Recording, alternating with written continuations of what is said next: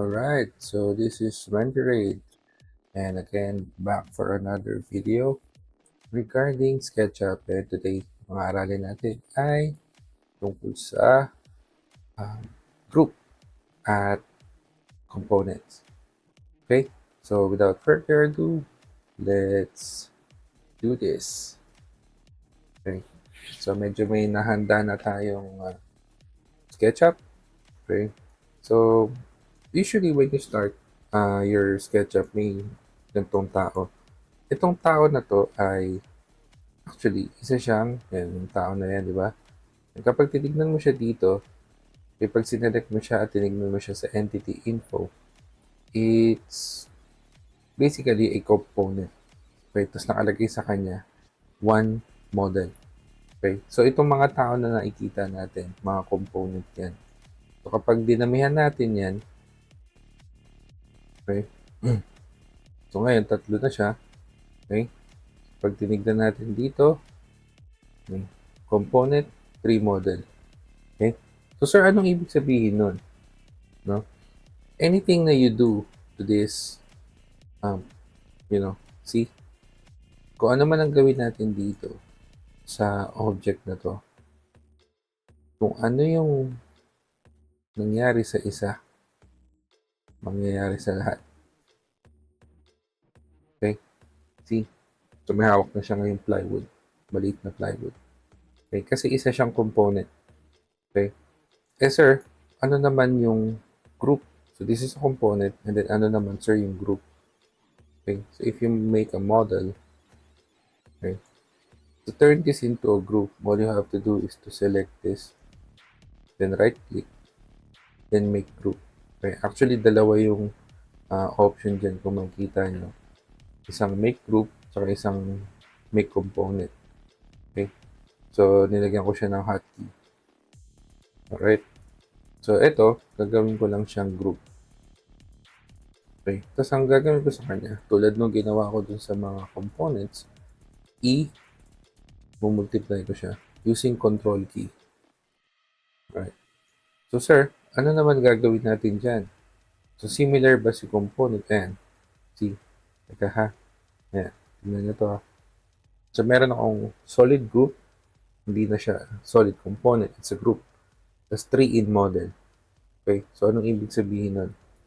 Okay, so group siya ng mga objects, tapos magkakamukha sila, so tatlong piraso. Kasi anong mangyayari kapag dinouble click ko to at inedit ko yung isa? Actually, wala lang. Okay, so mapapansin nyo, itong group na to, iba dun sa dalawang ka-group. At kung titignan nyo siya dito sa taas, sa entity info, ang nakalagay sa kanya ay solid group, one in model. Ibig sabihin, wala na siyang katulad. Okay? Hindi katulad ng kapag sinelect ko to, okay? Solid group, two in model. Okay? Bakit? Katulad pa rin niya itong isa. Okay? So, ito yung advantage ng components over group. Alright? So, sir, paano natin mapapadali o paano natin magagamit si components at si group sa pagmamodel? Okay? Ang suggestion ko sa inyo guys, if you are to draw something na medyo repetitive, okay? Ang suggestion ko ay gamitin nyo siyang o gawin nyo siyang component. Okay? For example, gagawa tayo ng 3 by 3 meter na footing na may 1.5 meter 200 millimeter na height. Para mali Sorry. Sige. 200 lang pala. 2,000. Okay. Tapos, 200. Alright. And then, siya. 800. Okay. So, Okay. Then ito ay okay. So, what this is it looks like a footing. So, mukha nga siyang footing. Um, Gawa natin siya ng material. Ay, gawin natin siyang concrete. Right? So, ito, kung itong object na to ay alam ko naman na gagamitin ko ng maraming beses, pwede ko tong gawing component. So, for example, here, triple click ko siya, mas madali yon. Triple click. Okay, right click. Tapos, instead of group, gagawin ko siyang component. Okay? So, gagawin ko siyang component. Tapos, kapag ginawa niyo siyang component, ito yung maganda sa kanya, no? Magtatanong siya ng pangalan. So, for short, for first, magtatanong siya dito, general, kung anong definition name. So, dapat meron siyang pangalan. So, in this case, pwede natin siyang i-type na C1, F1. So, usually, ganun sa engineering. Si column 1, may dash pa yan. Column 1, footing 1. Okay? Tapos, bahala na kayo sa component axis kung saan. And then, kapag kinreate nyo yan, wala. Alright? So, sasabihin dito, okay, meron akong one solid component in the model. Ang pangalan niya is C1, F1. Okay? So, kapag ginamit ko to ng maraming beses, 6,000. Okay? 5x. See? So, ito, 6,000.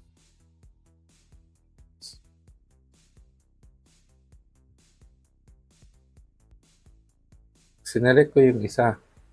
Tapos pinuntahan ko siya dito sa solid components. Yan, lalabas sa kanya. Meron akong 24 in model. Ang kapangalan ay C1F1. Okay, isang volume niyan ay 1.04. Pero kapag sinelect ko lahat, pwede ko i-select eh.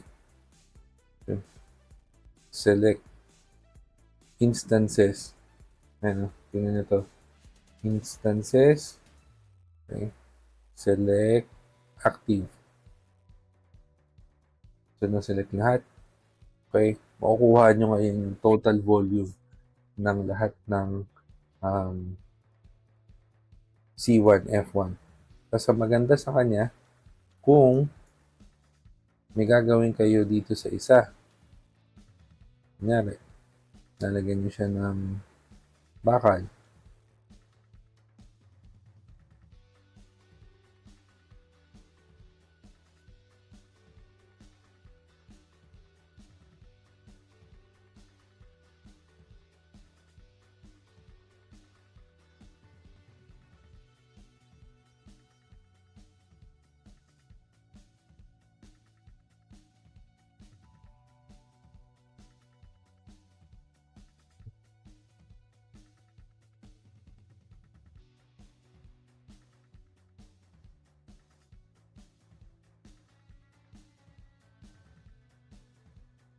So, see? Kapag binago nyo yung isa, lahat magbabago. So, yun yung kagandahan ni component. Okay? Sir, so, kung ganun pala, mas maganda na lang, sir, na mag-component na lang kami kaysa naman sa group. Hindi naman. May advantages din si group. Okay, unang-una, ang pinaka-advantage niya is ito. Okay? Kapag kasi, ito, basag. Basag siya, di ba? Okay, exploded form. Ito din, exploded form. Kapag pinagdikit natin to pareho, ay napansin nyo na wala yung kapal ng linya. Kapag ito sinubukan kong igalaw, nakadikit na sila sa isa't isa. Okay? Hindi na sila naghihiwalay. Right? So, one advantage of group and components with one another. Yan. is that when you turn it into groups,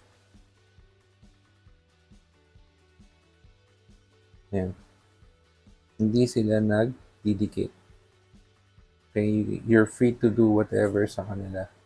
Okay? Individually or separately. Yan, so for example, ito, yan, kapag kinlik nyo ito, tinabi nyo siya dyan. Okay, you can do that. Okay. Consequently, pwede mo rin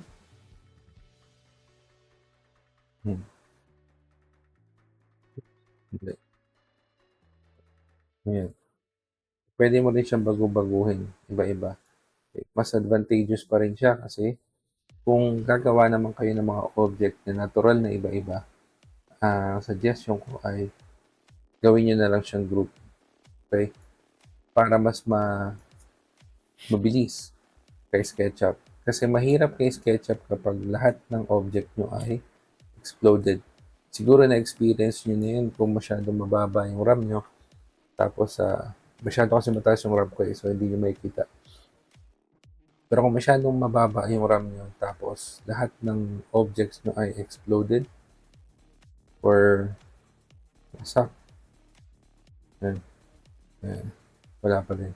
Okay, medyo bumabagal yung SketchUp, lalo na kapag high poly siya. Alright? So, ito yung isa sa mga advantages ni group tsaka ni component. Okay? What's nice about, another thing nice about component is that once you're done with it, you can actually right-click it, okay, and then you can save up. Okay? Anong ibig sabihin nun, sir? So, para hindi mo na siya idodrawing ng maraming beses o paulit-ulit every time na gagawa ka ng model, you can simply save it out para pwede mo siyang gamitin. Okay? Anong ibig sabihin nun, sir? Okay, let me give you an example. Okay, meron ako ditong, okay, this is a component, right? Component yan.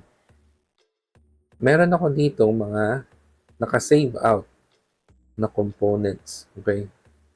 So, this is actually a group of components na ginawa ko pa years ago. Okay? Bakit? I used to work in a modular kitchen cabinet company. Okay, wag na natin sabihin, pero marami tayong nakilala doon. Okay. So, ang ginagawa nila, nagka-copy-paste sila. Sorry. They used to use AutoCAD in drawing their designs. Okay. And then, napansin ko na repetitive yung kanilang drawing. So, anong ibig sabihin nun, sir? And then, they have parang CAD blocks. Okay, ng elevation section ng mga cabinets, iba-ibang elevation, and then they just paste it sa AutoCAD. No? So, parang nainis ako, parang ang counterproductive siya. So, what I did was, I modeled lahat ng cabinets kasi modular siya eh. When you say modular, paulit-ulit siya ng size tsaka ng shape. Okay? Kasi magkakadikit lang yan para yan Lego. For example, this cabinet here, didikit ko siya doon. Okay? So, ganun yung idea ng modular. So, module per module. So, as you can see here, yan. Meron ako dito mga codes.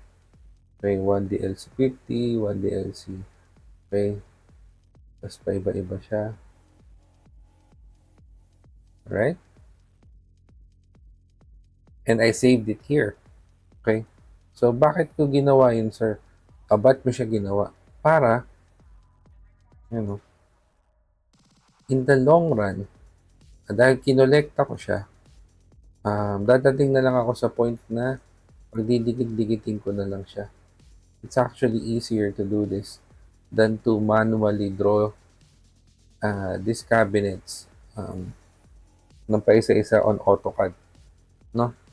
At the same time, it's easy to get the the elevations.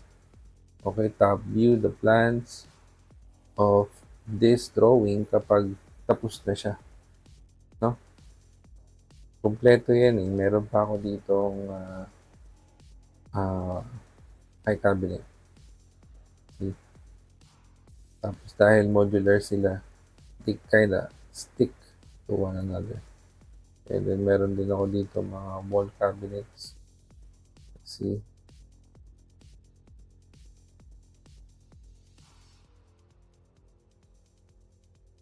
And then ito, demo lang to, hindi tayo nag-design. Okay? And then, so, mamaya lang, medyo tapos na yan. Okay? So this is one advantage of doing or creating components over groups. Si groups kasi hindi niya siya pwedeng i-save out. Okay? Hindi niya siya pwedeng makuha ulit. Right click, make group. See? Wala siyang save out option. So it just stays here sa model na to and it doesn't leave here. Not unless kinopy-paste mo siya sa ibang model. Okay. Pero kasi kung lagi mo siyang gagawin, it's better to do components and then save it and then collect it in a folder. Tapos, ito, you can create a collection. And just click this one, no? Open or create a collection. Okay, no? So, meron akong meron akong library ng mga components. Ayan. So, kapag, yan, for example, ito ilaw. Kung meron na akong ilaw. Ayan, no? So, meron akong mga lamps. Ito naman are collection of components that I got online. Kinolekta ko lang siya sa folder kasi madalas ko siyang ginagamit. Okay, so you can do the same. You make your own collection of components para if you, in case you need them, it's easy to parang conjure to get them and use them in any of your models. No? So, okay. So I hope you understood the advantages of using groups. Okay, and ito, yung components. Pampabilis yan ni SketchUp. Okay, just so you know, si SketchUp para yung architect din. Mahina yan sa math. It's easier for it to compute. Ito, for example, let's click to this. And sige, hindi ko na ipapakita sa inyo. Ayan, no? See here? Yeah. Okay. So as you can see here, meron siyang 0 edges, 0 faces, 9 components, okay, and then 1 group. Merong mga materials, okay. Look what happens kapag in-explode ko tong lahat. Yan. Okay, pag sinabing explode, ayan o, gulo-gulo na siya. Okay, kapag minove mo yan, lahat nagmo-move. Okay, tignan nyo to. Okay, all of a sudden, yung 0, 0 became 7,700 and then the faces became 2,900. Okay, the higher these edges and faces are, the harder for SketchUp to render, which is why most cases I use groups and components talaga. Okay, let's try to control Z this. And yun, no? See, nawala ulit. Okay, mas madaling magbasa ng 9 components compared to 2,000 something at saka 7,000 something na edges and faces. Okay? So, hopefully may natutunan kayo guys sa video natin. Do like and subscribe sa ating channel. And pwede naman kayong mag-suggest ng videos na gusto nyong aralin or gusto nyong gawan ko ng video. Pero for now, that's it. And see you sa next video. Thank you. God bless.